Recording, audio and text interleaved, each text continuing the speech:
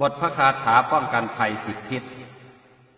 บุรพารัศมิงพระพุทธคุณังบุรพารัศมิงพระธรรมเม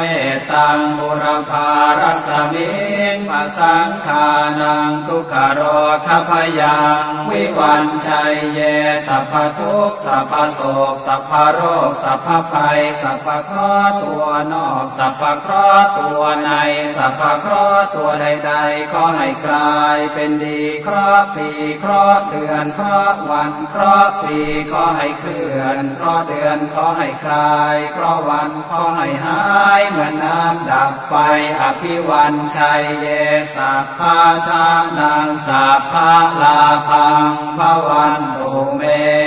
รักขันตุสุรังขันตุ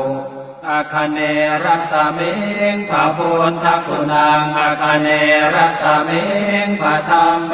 ตังอาคเนรัสมิงพระสังฆานังทุกขโรคพยังวิวันชัยเยสัพพทุกข์สัพพโศกสัพพโรคสัพพภัยสัพพเคราะห์ตัวนอกสัพพเคราะห์ตัวในสัพพเคราะห์ตัวใดๆขอให้กลายเป็นดีเคราะห์ปีเคราะห์เดือนเคราะห์วันเคราะห์ปีขอให้เคลื่อนเคราะห์เดือนขอให้คลายเคราะห์วันขอให้หายเหมือนน้ำดับไฟอภิวันชัยเยสัพพะทานังสัพพะลาภังภวันตุเม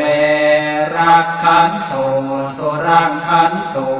ทักษิณรัศมิงพระพุทธคุณังทักษิณรัศมิงพระธรรมเม